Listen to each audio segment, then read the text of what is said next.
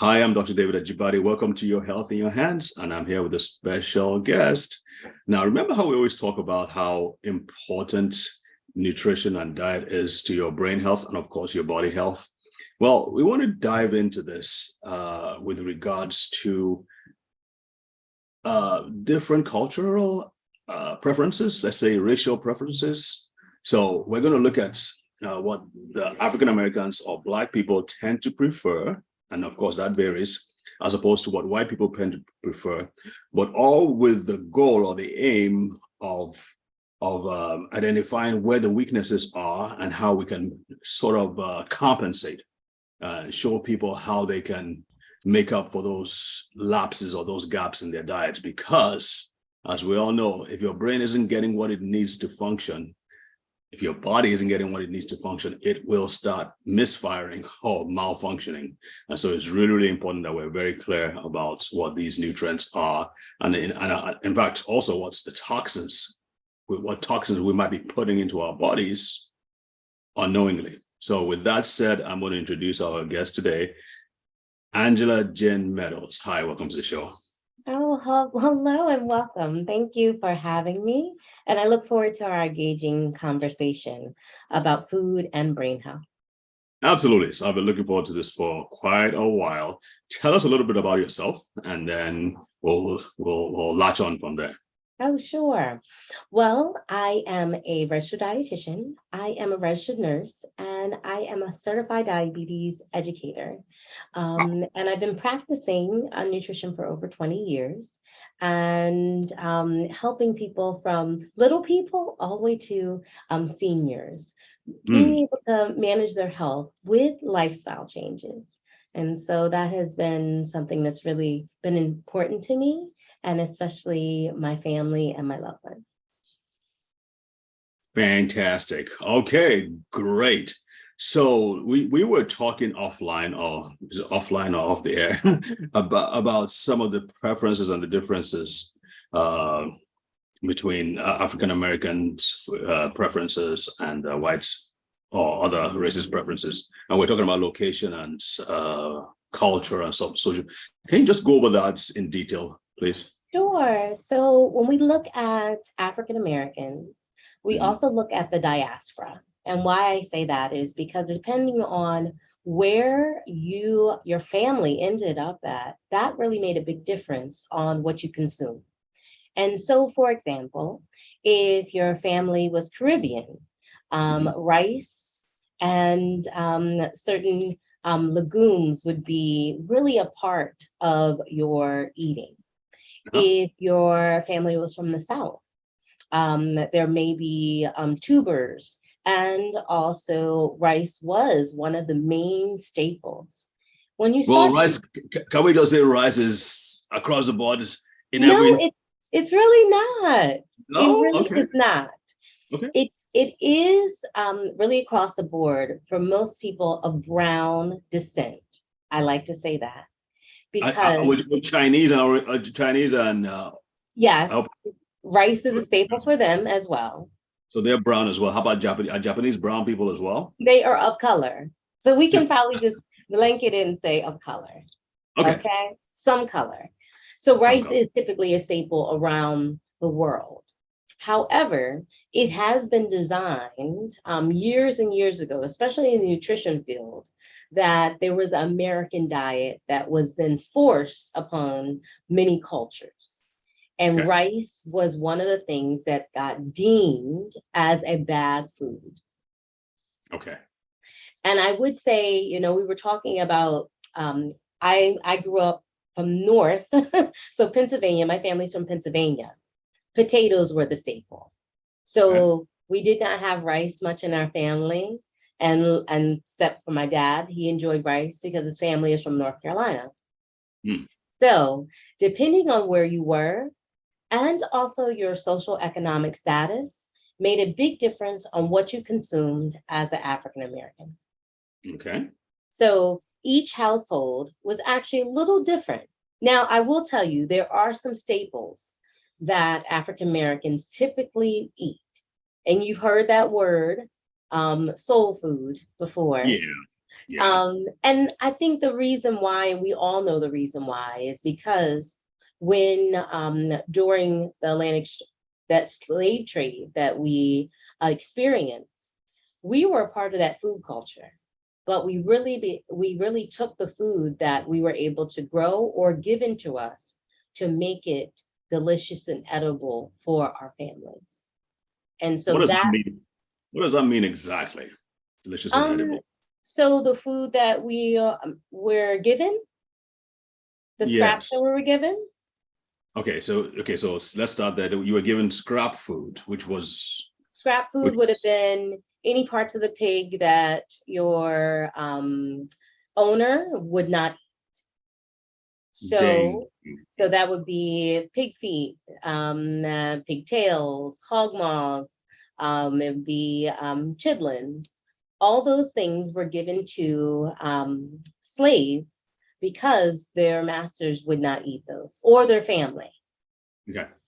So that became a part of our culture because we were given those. Hmm. Same with, I would say, there are certain vegetables that we consume on a regular basis. And I would say greens would be one of those. We grew them, we knew how to grow them here. But we also know that, especially at home across the Atlantic Ocean, there was our ancestors consumed those as well. So that was a Such part. as what particular greens are we talking about now? So our greens from one place to another are different. Okay, well, Um, broccoli wasn't one of them, is what I'm trying to say. no, broccoli was not at all. And broccoli is not considered, it would not be considered one of those African American foods. Um, Broccoli was provided to us and forced upon us probably from our environment and what was given to us from white America. Got it. Yeah. So I would say that typically for greens, it would be for being from the South would be things like collards and turnips and kale. Those are most of the greens that are typically consumed. Um, and they were typically consumed on a regular basis. Okay. As part. That's not what we get in Nigeria, though. These are all foreign sounding to. They are. So what would be considered what would be considered in Nigeria for your greens? Uh, well, I guess spinach. I'm not really Oh, good because and I'm going to get in trouble for saying this, but my mom did all the cooking, and my sister joined her in the kitchen. So it's hard to remember. Please, we might have to edit this out of the video because I can't remember. But anyway, spinach was a big thing. There was something called bitter leaf. There was something okay. called you know what bitter leaf is? Hmm. Okay. So there's something called ewedu, which I can't remember what the English name is for. Okra, but we never fried our okras the way you guys do. It Okay. was always cooked and mixed with other things. And then there were other kinds of other leaves. But everything here, so this brings me to my point. Almost everything we did that was vegetable was cooked and spiced up, which I'm seeing as we grow older and more and wiser may be part of the problem when it comes to nutrients and nutrition for the brain. It seems as if that's the same thing in this culture as well. In Africa, among most African Americans, most of your stuff is fried. Would that be a wrong generalization or No, not? it wouldn't be. Okay. So frying really takes place due to the time commitment that you have to cook. Ah, So when you have time to cook, you can fix stews, you can fix things that take a long time. got it. Okay. Whereas You can do frying, the crock pot. You can do the crock pot thing. you can. Hmm. But when you find things that you don't have time to cook, it really is frying is the fastest way. So when Okay. you even mentioned about okra in different parts of, especially parts of the South, it is used in stews. So you Okay. would use it in jambalaya, you would use it in different stews. It may be chicken and tomato stew, things like that that take a long period of time. But we do understand, though, we understand that timing and the amount of time that you can prepare in the kitchen to care for your loved ones really has been impacted for the African American family. That makes I really sense. think that is one of the biggest things that have really impacted our overall health Mhm. is the lack of time and the lack of access to certain foods. Would you say things have changed now that things have certainly changed, but because it's been so ingrained in the culture and the psyche, that practice has not changed, or are there still limiting factors that So prevent? I know you Yeah. probably heard about ultra processed foods. Yes. And what they are finding that African Americans are consuming more of the ultra processed foods Mm. compared to their other white counterparts. And when we look at economics, ultra processed foods are often used for long shelf life. They also Right. are usually lower in price. And they're usually sold in some of those areas, especially in our urban areas that may have food deserts. But I don't like to use the word food desert. It's really called food apartheid. It was really Food what? created apartheid You see. Okay. Explain because that. food apartheid really is these areas were created for individuals not to have access to food. Hmm. So with redlining of cities, making that African Americans lived in certain areas, they did not have the ability to put grocery stores and farmers markets and those things within those areas. Hmm. Hmm. That's And tragic. it is because then it led to you having to travel a long period of away to be able to have access to food and good food. I'm not talking about, I'm not talking about just any type of food, but actually food that you can see with your eyes. It's not covered in cellophane. It's something that you can pick out yourself. It's Right. not dated or molded or left over. So yeah, so those that was something that was created here in the United States.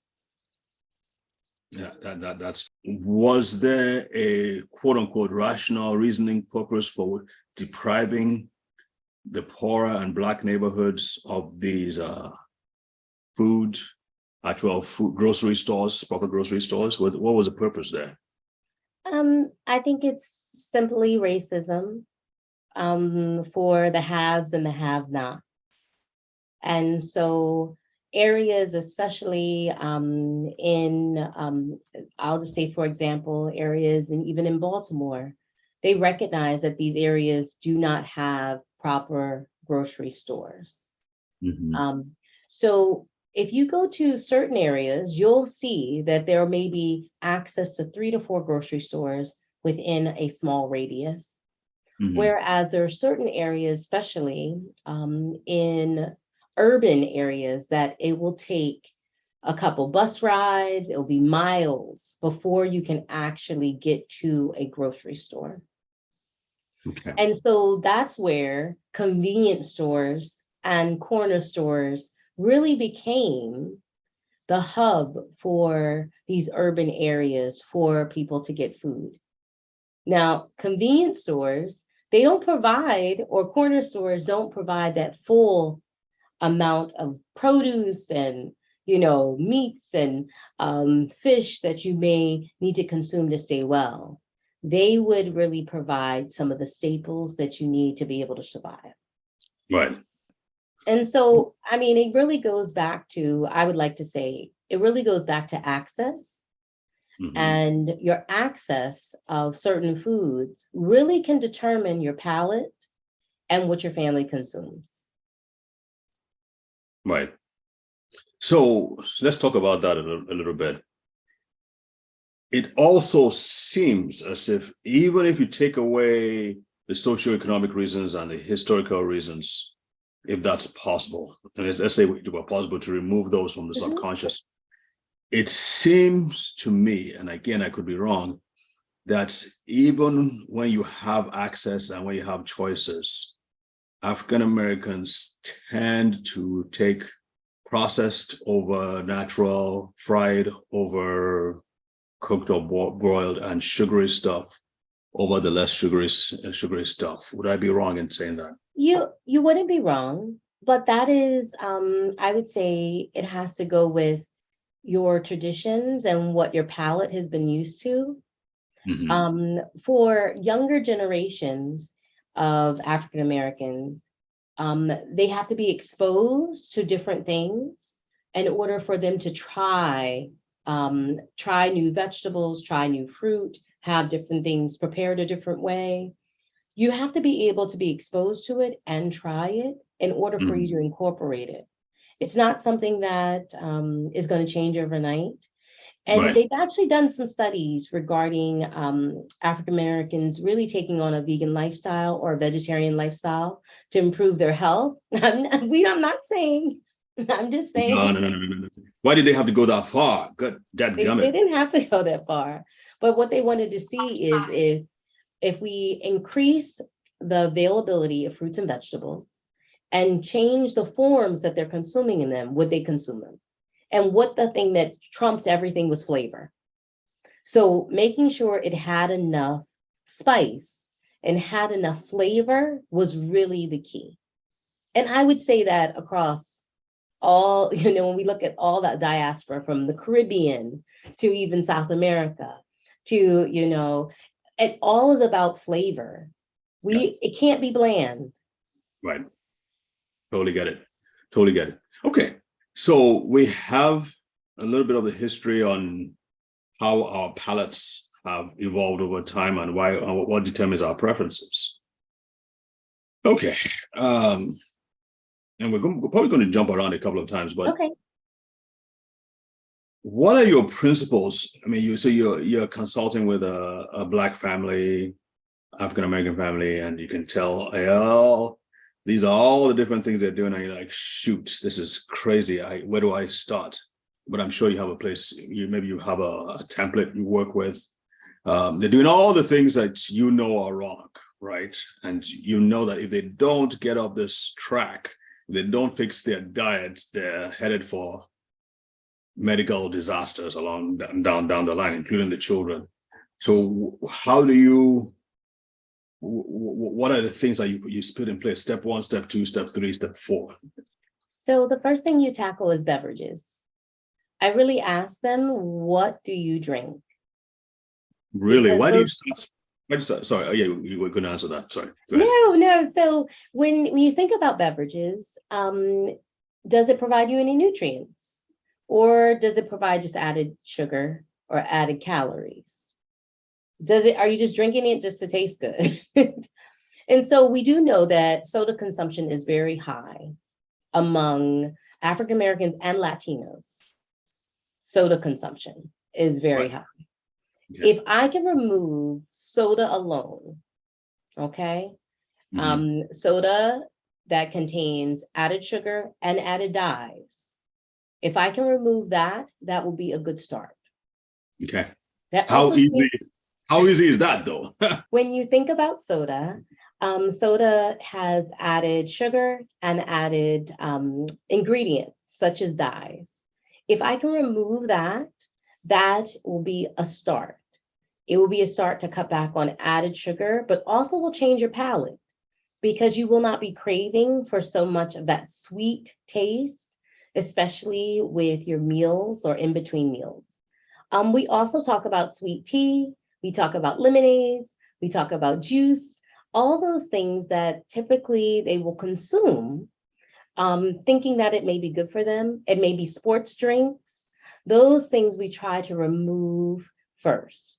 And we do it simply by making sure that we either drink less of it. So if you were drinking 64 ounces a day, we may say, okay, let's cut it down to 30. We're going to start that That's way.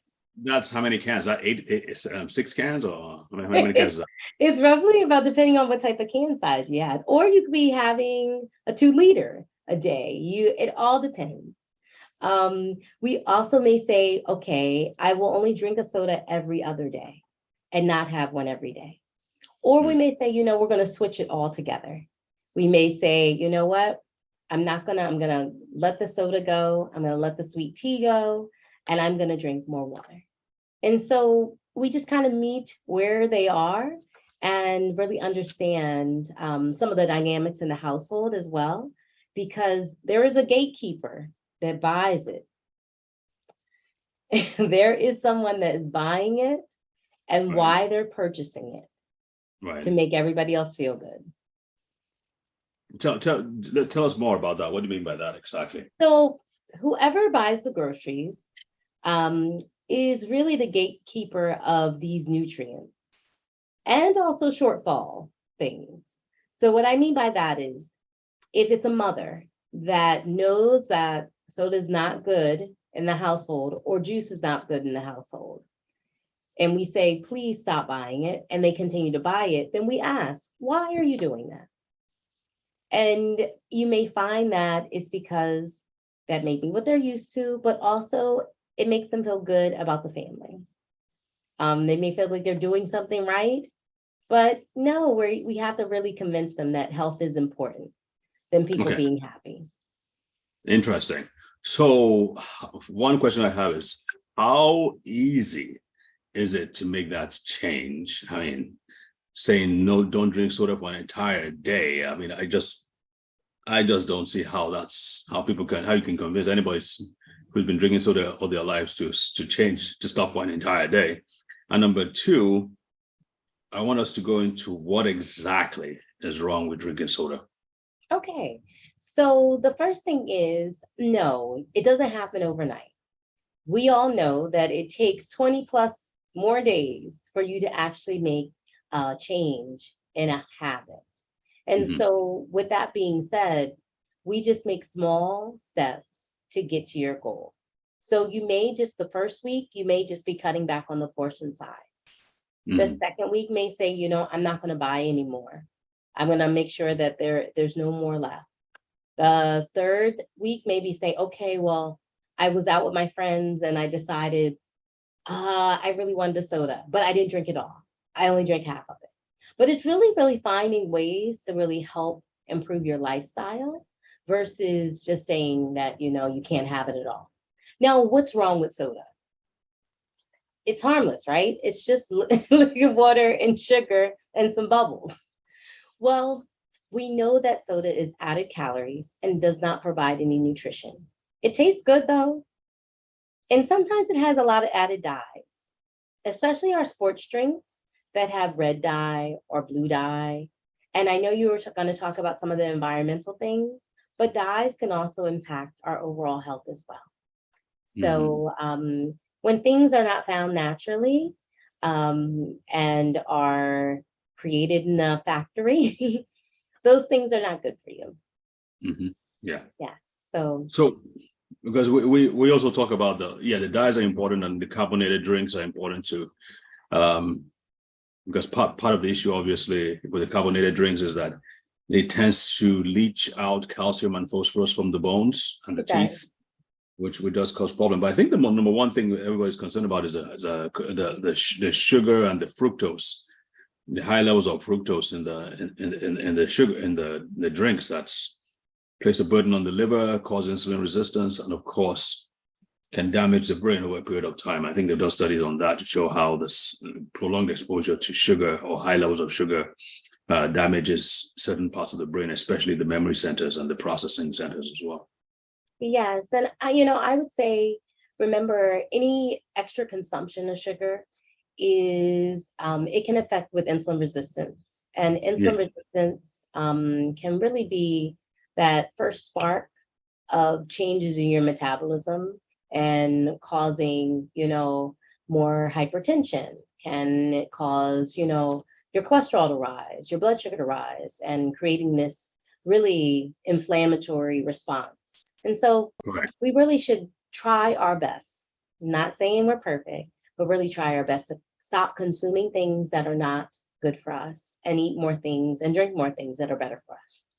So let's talk about, so we talked about the beverages. Let's talk about foods. You mentioned ultra processed foods. I'm kind of wondering what's the difference between a ultra processed and processed, but we'll get to that, I hope. You've confused me a little bit because you've given me, I thought most African American foods, I mean, 70%, 80% are like homogeneous in the sense that there's some general principles, that some not principles now, but general patterns you see. And it's like, okay, this is what you can do it on autopilot. You can fix that on autopilot now. Okay, you started with the beverages, and now we're now going to what, the starchy foods or the fried foods or the processed foods. I mean, we can't. And how do you handle that? So, what's the next thing you do anyway? So the next thing is to see what their consumption is of produce and where they get their produce from. And what I mean by that is it canned? Is it frozen? Do they even eat it at all? Do they not like vegetables at all? Do they not like? So tell me about that. Sorry, I'm going to keep on interrupting. You excuse me, but tell me about. So another opinion I have or have developed is that produce is not a big thing with the African American community, especially the raw produce. Would I be wrong with that? You would be wrong. Okay. Because it really depends, and always take it back to depends on access, income, and location. Yeah. And the reason why I say that is because I'll just give myself, for example. I grew up in. Well, not a typical example though, but keep going. I feel like I can be, but I lived in the Northeast. My parents grew up in a very urban neighborhood in Pennsylvania.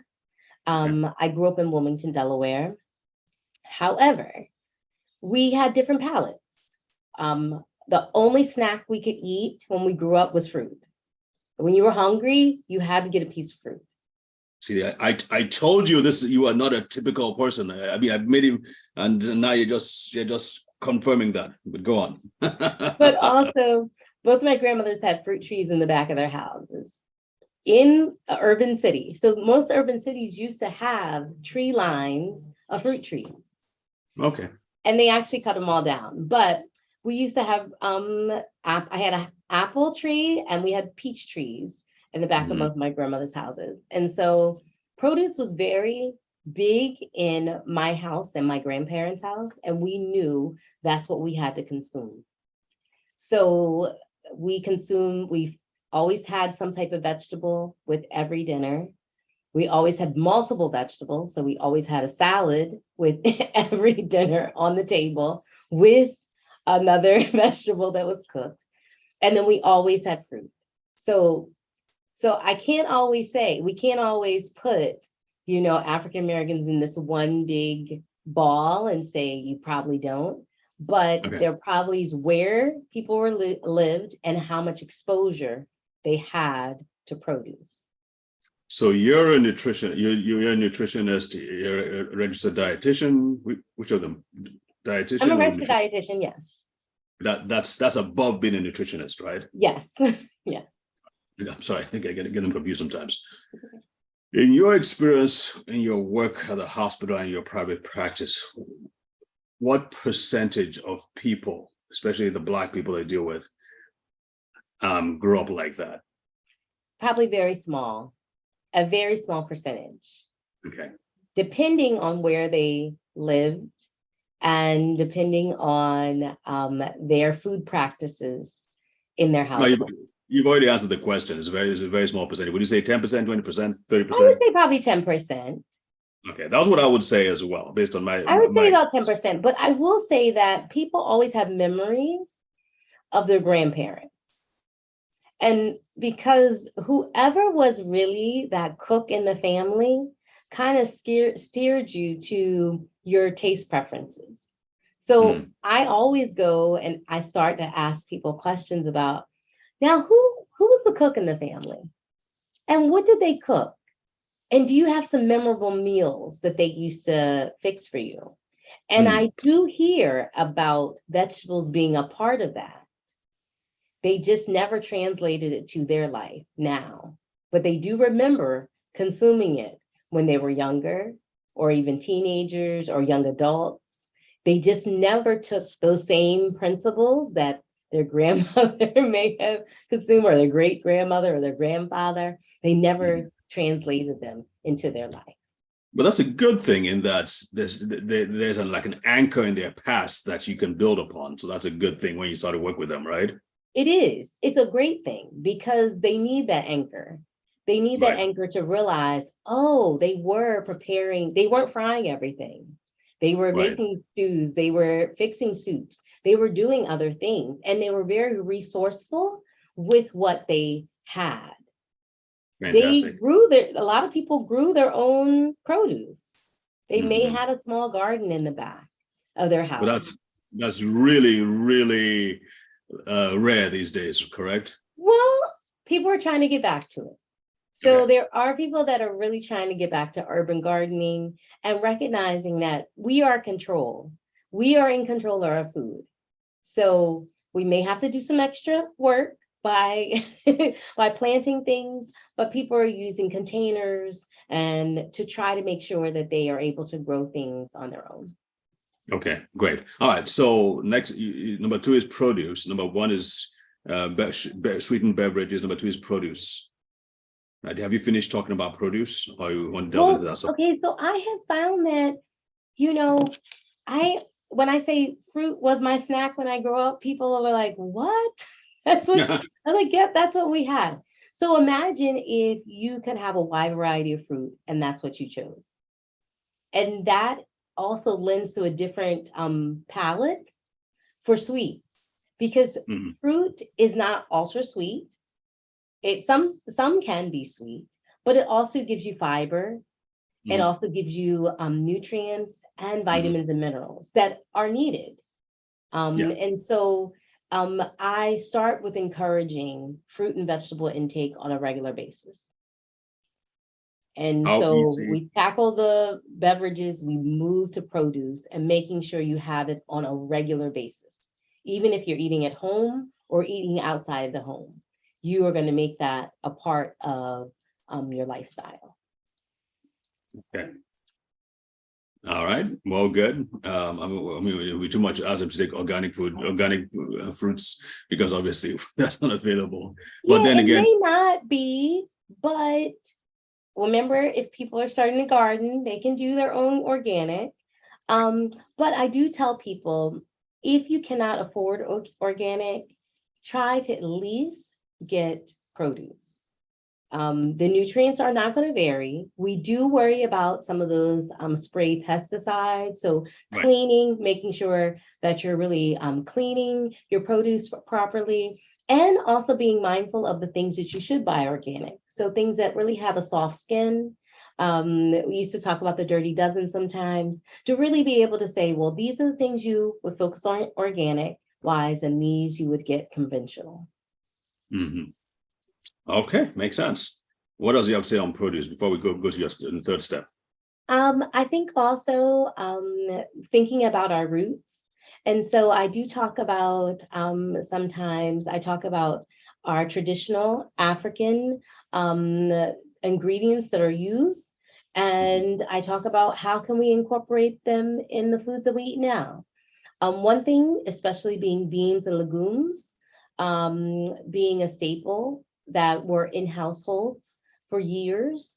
Mhm. For people to say, "Oh, my so and so used to put on a pot of beans," and that's what we would have. But Mhm. those are some of the things that really can be incorporated into our current eating habits that are important. Yeah, and the challenge is that you just can't get those things on the fly. The best, You I mean, you can't. can't just slip into a 7-Eleven and get all No. those. And even if you could, they'll be super expensive. So that's a challenge. It is, Yeah. but you got to get back in the kitchen. We have to get back in the kitchen. We guys aren't going to do that, Angela. We We're have not. to. Well, we can, you can say we have to all you want. We're not going to get back into the kitchen. That's a problem. Well, we have to. And the reason why is because if we want to live long and be without disease at a certain age, you have to get back in the kitchen. And even if you don't cook every day, you can meal prep and do some things on the weekend when you have the time. You can make sure you put it in a container, put it in the refrigerator, put it in the freezer so you can have it. But home So is cooked that your meals actually is one of the keys to good nutrition. So is home cooked meals, cooking your meals yourself, is that your third step, or are there specific kinds of foods that you say you got to get this, you got to get that are cheap and easily accessible? Like for instance, I would say if I was back in Nigeria, I think the sweet potato here sucks. Forgive my French. But this natural sweet potato that we get in Nigeria is, I recommend it a lot because it's got a lot of fiber. It's very chunky and fleshy. The ones over here, oh gosh, my God, it's like soggy and all that. I just don't know how you guys do it. Maybe I'm in the wrong part of the country or something, Angela. But everywhere I've gone, all the supermarkets I've gotten sweet potatoes for, just hasn't Well, done it that's for me. not the same. This sweet potato here is not the sweet potato or yam, rather. No, it's sweet potato. We don't call it yam. You call it Whatever. sweet potato. We call it sweet potato. Does it have a yellow flesh or white flesh? Like this. Yes. What? It's really big, right? Yeah. Those are the big ones what we call yams. Sweet potatoes are like this tiny reddish thing. Yeah. So are we talking about the same thing? Well, you are talking about the same thing. But what I wanted to tell you is things do taste so much different in different countries. And how our food is processed here and grown is much different than other countries. Yeah, because there's a lot of processing and you've lost a lot of the nutrients in the soil for one. Back to the question though, are there any specific kinds of foods that you like easy wins? Easy wins. So I was going to mention to you about ultra processed. So I mentioned about ultra processed foods. Yeah. So ultra processed foods are things that are in those packages, like mashed potatoes that are flakes and all you add is water to it. It may be sauces that have been extra processed that have a shelf life for a very long time. It's things that really are not great for us. And they have a very long shelf life, but they have a lot of added sugar, a lot of salt added to it, and it may have added fat to it. And so those things we really take away. We don't want them around. Even especially meat products that really have been processed a lot. Nuggets. People love chicken nuggets. Mm-hmm. Chicken nuggets, especially certain ones, are very, very processed. Mm-hmm. So we take those out, those frozen French fries, we take those out. French toast sticks, we take that out. We take away from some of those things. Okay. So what we put in, what are the easy wins that we put in? What are some of the things that you recommend to say, hey, this most people can do this easily? So all you have to do is just simply, if you want something, know exactly where it came from. I want French fries. I'm going to get a potato. I'm going to cut it up and I'm going to cook it. That's not French fries. That's boiled potatoes. That is not French fries. You can bake them. You can spray a little spray on them. You can put them in there, or you can fry them.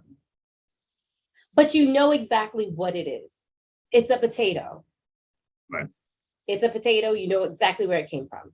If you want nuggets, all you have to do is get chicken, cut them up, and actually make your own nuggets. So I think there's going to be a running disagreement between us, but we dudes aren't going to be doing that. Well, dudes need to learn how to cook. It's a losing battle, Angela. I don't know what to tell you. Why? You're not gonna win on this one. Why not? Because, well, for one, we just I mean, how do I answer that question without sounding misogynistic? I think that's the right word. I mean, it's like, I don't know how to, you just want to get me in trouble, don't you? That's all. We're asking for an answer that I can't give. We're just not. Many of us just. I mean, I once in a while cook, but most times I just go to. I found a Nigerian restaurant place, and they make things in packs for me, and then I get it. So I get my stew and my meat and my fish and all that, and then I just go to the store and maybe get a wrap. So I don't get the full breads. I rather get the wrap thing, and then rice once in a while, and I take a lot of fiber. So rather than looking for a vegetable or anything, a real vegetable, I just buy my fiber supplement. It has a lot of thing, and I use that. So I mean, once in a while I go out to eat. But in everything I've said, there's rarely any real cooking, and I think that goes for a lot of other people like me. So I guess somebody cooked it for you. Yes. So it didn't mean that it wasn't cooked. It just was cooked for you. Right. So maybe that's where you can. Maybe that's a battle you can win. Convince them to cook things, to find people who can cook it for them rather than just going to the fast food. But think about it. Depending on your economic status, that will make a difference if you can buy for somebody to cook it for you. Correct. But if you can't, why not just bring it on home and we can cook it? You can learn how to cook it for yourself. And men and boys should know how to cook. At least they should have 2 staples, 2 or 3 main meals that they can cook. Okay. Noted. Now, tell us some specific foods that you think would be easy for people to get. Like I mentioned, sweet potato. I wouldn't recommend it here because, I mean, some people might like the sweet potato the way it tastes over here. But do you have some simple go-to foods that you say, try to get this as much as you possibly can? So we always try to get in at least dark leafy greens throughout the week, at least. So that could be spinach, that could be kale, it could be turnips, it could be callaloo, it could be chard, it can be a wide variety. Okay. But at least get it throughout the week. The second thing that you want to make sure that you do is consume some type of high fiber vegetable. You mentioned sweet potato. Sweet potato is one of those. But you may say, well, I'll have cauliflower, or I'll have string beans or broccoli. You have squash or peppers.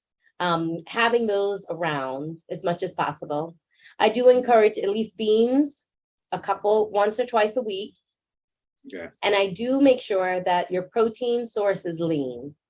So I do encourage fish and seafood throughout the week, prepared healthily. So baked, broiled, roasted, or grilled instead of fried. You can choose chicken, lamb, beef, but just make sure it's lean cuts that you are choosing. Why does it have to be lean cuts? Now, it all depends on the preparation. You're absolutely right. I'm glad you caught me on that one. It doesn't always have to be such a lean cut, but if it is something that has a lot of marbling to it, especially certain cuts of beef that has a lot of marbling, or pork that has a lot of marbling, we just want to be mindful of if we're consuming that fat or we're actually discarding that fat. Because fat can be good for us. It is satisfying. I don't have anything issues with that, but we just really have to be mindful of the portion size that we consume of it. So speaking of portion size, let's talk about that. Is there any, obviously you're a dietitian, so you're aware of calories and how do you counsel where calories are concerned? Do you recommend a specific amount of calories per day, and how the heck are we supposed to? I typically don't. I typically don't say about calories. We really just focus on our plate size. So we really try to focus on a 9-inch plate. Our plate size has grown over the years, and you'll recognize that even when you go to different countries, that their plates are actually much smaller than American plates. And so Mhm. if we can consume with a 9-inch plate and having half of our plate are veggies, having a quarter of our plate, whatever starch we want, and have another quarter of our plate as whatever meat we choose. That gives us a balance of protein, carbohydrates, and having vegetables and fiber. And that alone, you don't have to count any calories. And it can be satisfying. Okay. Okay. Good. So tell us a little bit about some of the successes you've had in which you've been able to convince. I don't know how you do it if you've been able to if you've been successful at this, but actually going into a family. Remember how we started going to family? You see all the terrible diet. You look in the fridge; it's all processed. The store, everything is like wrong, and yet you've been able to turn that ship around and get them on the straight and narrow. Can you give us a few examples on that, if there are any? Sure. So I usually start with the kids. So if it is a family, we really talk about, we have a Try It Tuesday. And Try It Tuesday is trying a new produce, or it could be trying a new piece of fruit, or a way that we prepare something that Mhm. allows you to change your palate. Trying it together as a family and eating as a family is a great way for us to be able to incorporate some of these healthier things. Mhm. And when kids actually like it, then their parents are like, oh, that wasn't so bad. But eating together, I really do find that is one of the biggest influences and changes. I Mm. also have seen people really make a turnaround. They actually feel better. They sleep better, they feel better by just changing either how they made something or Mm. just adding more healthy ingredients. I usually don't Mm. talk about so much taking away things, but I really talk about incorporating more of the healthy things. And when we talk about grains and we talk about um, our produce and fiber, those type of things, they're like, wow, I didn't know I felt this good. Mm. And the feeling trumps everything. If I Yeah. feel good and I look good, if my skin starts to look better, if Yeah. I get some compliments, guess what? You're on the right path. Right. And you For don't sure. want to feel deprived. That's the other thing. And so I know we have a great abundance of food here, and we have so many things that we can choose from. And I do recognize that there are things that we love, but some really things are really occasional.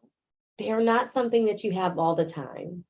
Mhm. And Mhm. so really making that distinction for our families has really made a difference.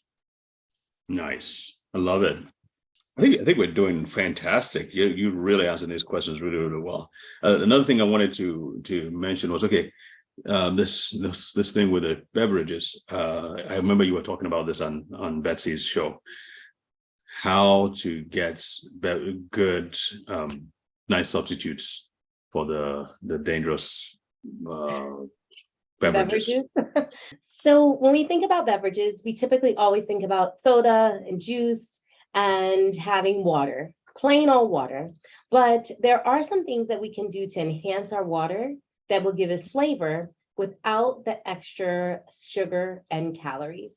And so a great way is to have fruit infused water, being that it's orange slices and throwing some blueberries in there, or strawberries with mint, or having lemons and limes. Those are a great way that you can do it. And even I have even found there are these tea infusers that they're called water infusers, but they really are dry tea leaves that they have dry orange peels and lemon peels and may have some turmeric just to give some extra flavor to your water, because herbs and spices can give a nice flavor without you having added sugar.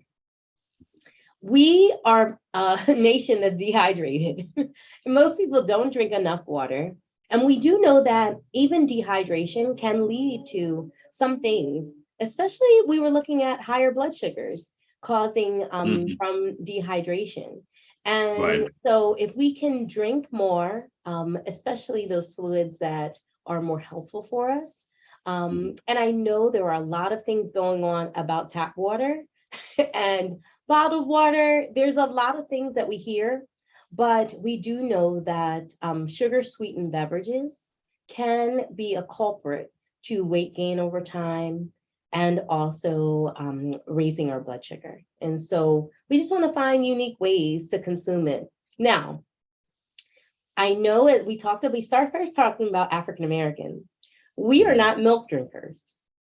Right. And that was something that was created here in the United States. They What was created this, created? they created this food pyramid for us.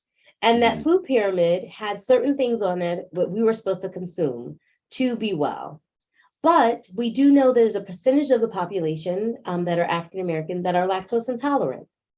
And Right. so milk was not one of those things that we consumed on a regular basis.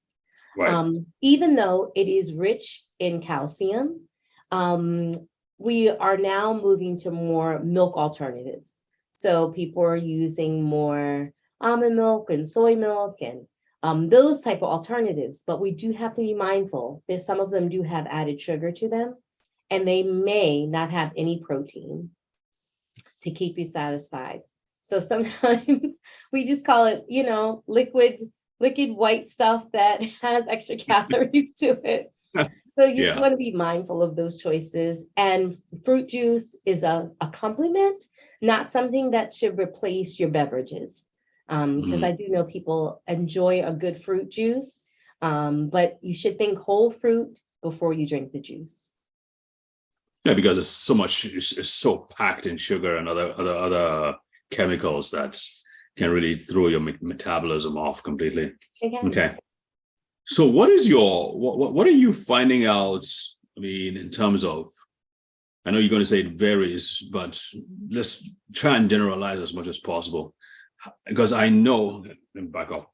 I read somewhere that marketing companies specifically market, or food companies specifically market to members of the African American community because they know that they are more likely to buy, especially when it comes to the sugary beverages and the other unhealthy stuff. And so my impression is that a lot of them take a lot of the members of the African American community, especially the lower income bracket, take a lot of soda and other sweetened beverages. Are they? What percentage do you think, from your experience, they take that? so I think it really, we talked about access before. So if I was Mm-hmm. to go to a grocery store within an urban area that are Mm-hmm. predominantly African American, you will see on the end caps, that's where they have a lot of your sweetened beverages, all types of flavors, and also you have a lot of snack food that are not nutritious, but they do taste good. But they're usually high in salt and high in fat. Right. But you'll see when you go to other areas within a non-urban setting, those Mm-hmm. those end caps do not contain that. We What do you mean by do end caps? so end caps are at the end of the aisle. There will be shelving on the outside of that aisle that will have sale. It'll be bright. It will Uh, have that's a marketing tool to really get people to buy certain things. So And I was thinking, oh, it was just on TV and radios. So actually, we're talking about in the supermarkets themselves. Like this advertising is right there in our faces, right? it's right there in our face. Okay. And you'll have less of, and this is how buyers sometimes really influence what we consume. You will have less of the healthier options available. You will Hmm. have greater amount of the unhealthy options. In the black neighborhoods. Yes. So you may Hmm. go to some neighborhoods that maybe in a suburban area that will have a whole aisle full of water and all different types of flavors and all types of things. But you'll go to an urban area and they may have a very small amount of water and the rest is sweetened beverages. So Weird. we have to really get back to choices and really understand what is really good for us. And people that are marketing to us are not always have our best interests at heart. Did you say not always? I mean, this is a losing battle here, Angela. This is the deck is stacked against us. It is, but it takes somebody with some willpower. It takes that one. We always say that one person at the head of the household to make a change. We used to fry fish every Friday in my house. That was just something we had for years. And it took one day for my aunt to say, now we always had a vegetable with it. We did have two vegetables with it. But she said, you know what? Why don't we stop frying fish every Friday? Why don't we try to bake it sometimes? Why don't we try to Right. grill it sometimes? It takes Right. one person to say, we're going to do something different. Are you doing any talks to schools and colleges to catch these people, catch the younger kids so they can, before all hope is lost? No, that's probably the wrong thing to Well, say. colleges, I do talk to college students. Actually, college students, unfortunately, are really suffering from food insecurity. And so I know there are a couple colleges that I've worked with that we're trying to help them with pantries to be able to provide them food for these college students. It really is that young adult that is going to be on their own before you know it, to really help them be able to plan meals on a budget and also make sure that's nutritious. And Well, I know it's not gonna, go ahead. oh, sorry. It's not going to come from the one-on-one thing. Are there people who are doing like en masse, like, are you on TV? Are you on radio? Well, I've done a lot of TV. I've done radio. I was on a radio show, and hopefully I'll get a chance to be on some more. Um, just really talking about small changes that people have to make in order for us to live long. I talk about my grandfather a lot. He was 96 when he passed, but he was healthy 96. And he was with it. He walked 5 miles every day, but he had a couple principles that I always remember. He ate well, and he always made sure that he knew that what I put in my body will make a difference of how I feel.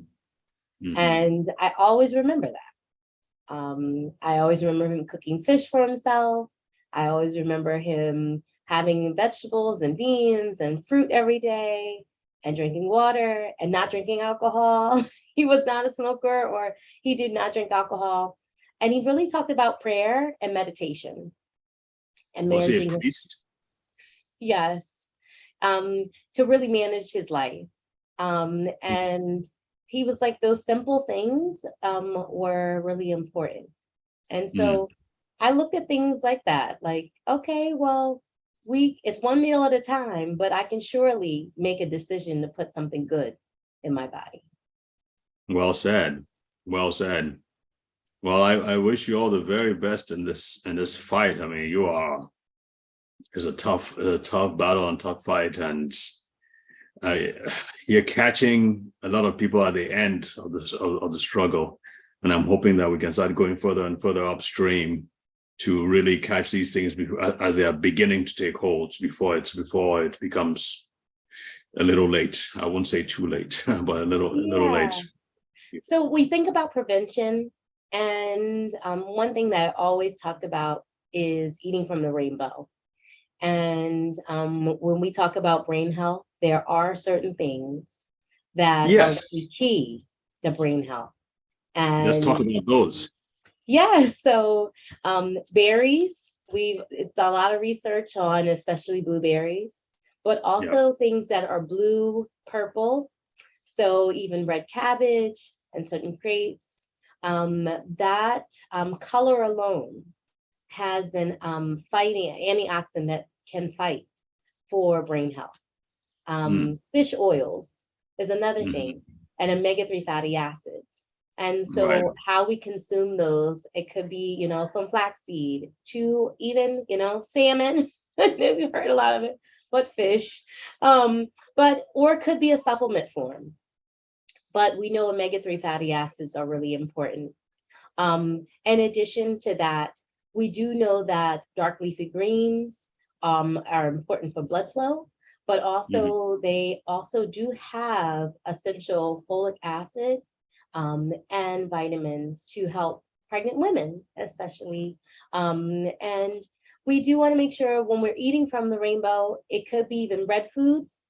So those red foods being strawberries and cranberries, and also having watermelon. That is something that also it has been studied, especially the consumption of watermelon has been studied for brain health because of not only the vitamin C, but also the lycopene that's in it. And so, you And know, the citrulline too. Citrulline is helpful for yeah, blood flow. yeah. So I think if we get back to the basics, I think we got in a lot of things that got a lot of complicated. But if we get back to the basics and really looking at and focusing on whole foods, having nuts in our diet, having things like oats, and also eating tubers, those type of things, just getting back to the basics are really key. Mm. Very, very well said. And that's a wonderful way to round it up, our discussion. And I got to tell you that this is just the beginning. There's so much more to we need to discuss, especially where diet and the African American community is concerned. So, but I do want to congratulate you. Rather, I'll say I want to commend you because this is a warrior and this is a big, big, tough battle. And I really admire you for doing what you're doing, and I just hope that more and more doors open for you to do it on a larger scale with people, not just around town, but around the country as well. So thank you for doing all this, and thank you for making the time to be a guest on our show to educate our viewers. Thank you. I appreciate it. Absolutely. Well, folks, that does it for today. Remember, the bottom line is you want to go back to the basics, focus on the natural, focus on whole foods as much as possible. Avoid processed foods, we now know what those are. Avoid the sugary beverages as much as possible. You want to drink water. I would say bottled water may still be healthier than tap water because they have a lot of chemicals in tap water these days. We want to try and avoid that as much as possible. Maybe just get some nice filtering machine and invest in a nice filtered machine so you can really get purer water. Maybe even distilled water. Some people have something against that, but at least you're getting rid of the chemicals. So do whatever you can, folks, to try and stay healthy and fight for your health. God bless. Take care. And we will see you next week. Bye.